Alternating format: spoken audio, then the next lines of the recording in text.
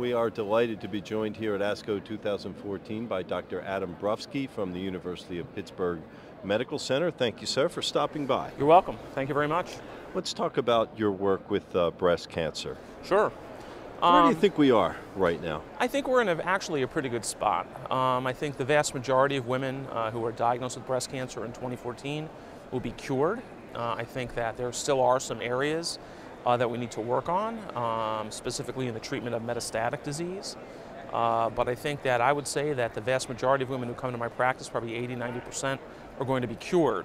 And really what we're going to focus on for the next 15 or 20 years is really trying to identify and personalize therapy for those women to make the therapy less toxic and more effective for each individual patient that comes in.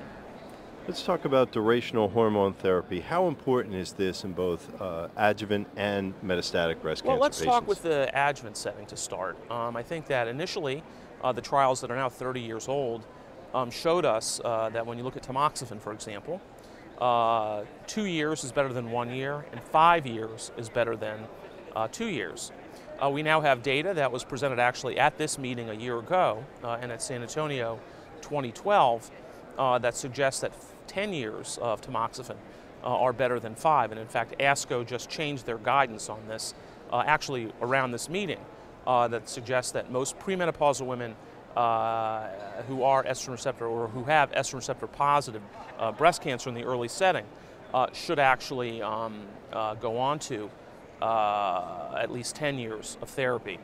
This is based on a trial called Atlas and another trial called Adam that clearly showed that through years 10 through 15 there is an improvement in disease-free and actually overall survival in women who've had 10 years of tamoxifen.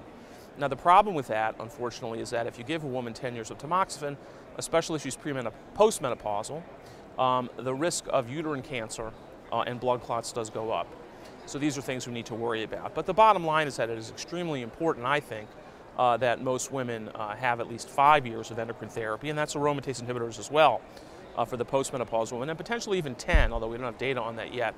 But the length of endocrine therapy, I think, is very important for the average woman who is undergoing early stage therapy for breast cancer.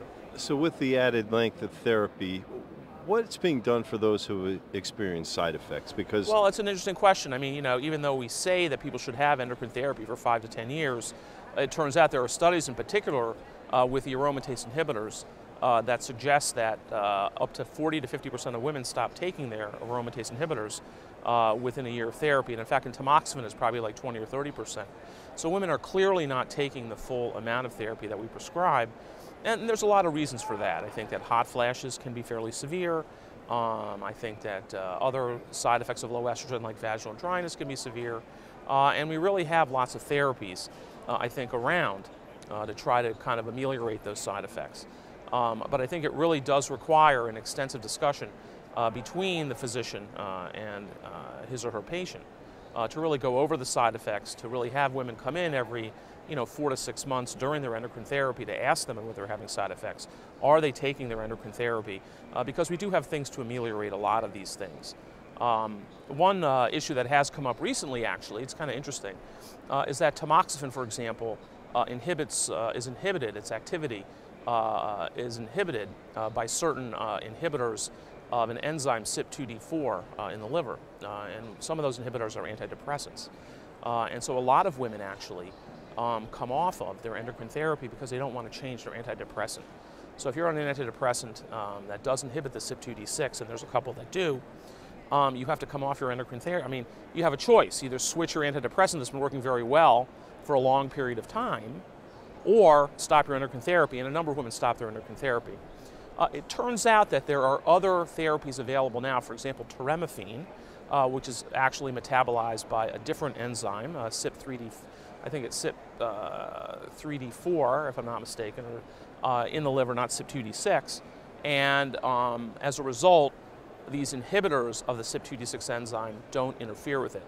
So what I've done in my practice to keep people on endocrine therapy longer is actually, if they are on an antidepressant or one of these inhibitors of CYP2D6, I really think about putting them on teremethine if I can. instead of tamoxifen to keep them on endocrine therapy longer.